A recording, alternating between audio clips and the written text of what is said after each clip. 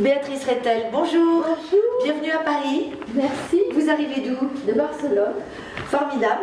Allez vous installer. Béatrice Rettel, alors vous êtes née à Gap, ensuite vous faites des études à Lyon, vous partez donc ensuite à l'international, en Angleterre, aux États-Unis, en Allemagne et vous arrivez en Espagne, à Tarragone. Là, c'est le coup de cœur?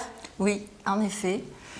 J'ai décidé de me poser en Espagne, malgré que je continue à voyager énormément, mais c'est le pays qui me tient le plus au cœur, parce qu'il fait chaud, il fait beau, et j'ai beaucoup d'amis.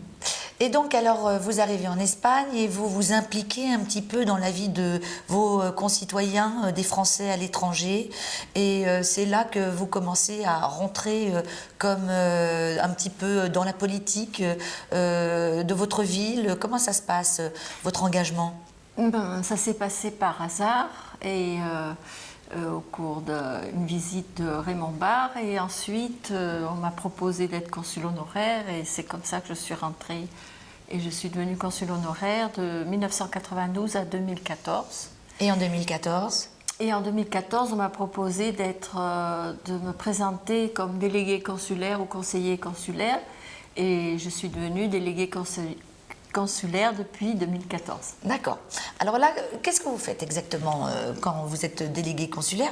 Quel est votre champ d'action et concrètement, quelle est votre action sur le terrain?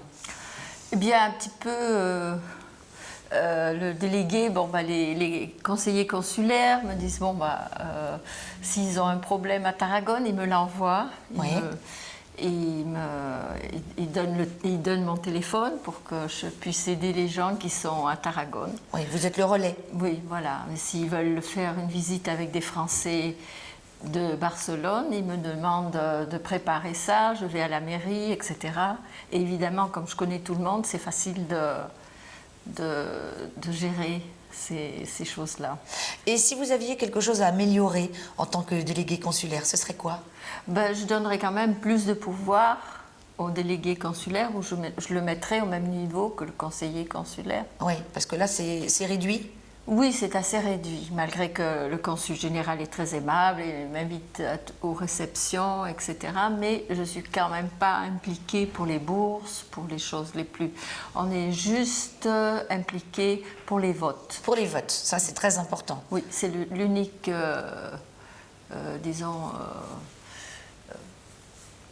droit qu'on a. D'accord, d'accord.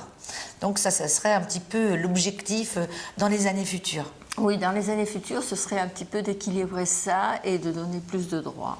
Alors, est-ce que vous pourriez nous parler d'un projet qui vous tient à cœur avec les Français de l'étranger? Un projet, eh bien, ce serait surtout de les protéger, hein, c'est-à-dire de leur donner un petit peu les mêmes... un peu plus de droits qu'ils n'ont maintenant, parce que c'est surtout, tu habites à l'étranger, tu n'as pas de droits, et ça c'est pas très juste, je trouve. Concrètement, quels droits par exemple? Certains droits pour les enfants, pour la scolarité? Oui. D'accord. Pour ceux qui en ont vraiment besoin. Bien sûr, bien sûr. Pas seulement... il faut toujours maintenir ça. Il y en a, des droits. On fait des bourses. On a des bourses et c'est très important, mais il faut continuer sur cette ligne, il ne faut surtout pas les supprimer, parce que notre langue est très importante. Oui. Et si on ne continue pas, si les gens s'en vont en Espagne et ne peuvent pas continuer leurs études, c'est dommage. Oui, surtout que je crois que sur l'Espagne, il y a de plus en plus de Français. Oui. Et en effet. Donc vous avez quand même un rôle qui est extrêmement important. Oui, et nous avons une école privée. Et si les parents ont les moyens, ils la paient. Si les parents n'ont pas les moyens, c'est l'État qui le paye, l'État français. Bien sûr. C'est très compliqué, il ne faut vraiment pas avoir les moyens. Alors pour terminer, Béatrice, est-ce que vous pourriez nous raconter une petite anecdote qui vous serait arrivée personnellement? Oui, j'en ai beaucoup à raconter, parce que tellement d'années, mais la plus choquante, ça a été une fois un jeune homme, j'ai eu pitié de lui, parce qu'on lui avait tout volé, soi-disant. Et j'ai attendu ses parents ne sont pas venus. Finalement, comme c'était déjà minuit, j'ai dit, bon, bah, si tu veux, tu viens dormir à la maison. Et je me suis rendu compte qu'au bout d'une semaine, il ne partait pas. Alors ma fille est venue et on l'a poliment et gentiment demandé de partir. Et puis le lendemain matin, quand je suis allée chercher ma voiture, il n'y avait plus de voiture, il avait volé le double de clés. Voilà. Et après, quand j'ai fait une petite enquête, et on s'est rendu compte qu'il était recherché par la police française. C'était vraiment un voyou, un grand voyou. Ah bien, comme quoi, ça peut être aussi extrêmement dangereux d'être délégué consulaire. Oui, mais c'était pas délégué consulaire. C'est pas dangereux parce qu'on n'est pas obligé de faire ces choses-là, pas du tout. Bien sûr. Mais c'est plutôt Vous aviez pris des consul honoraire.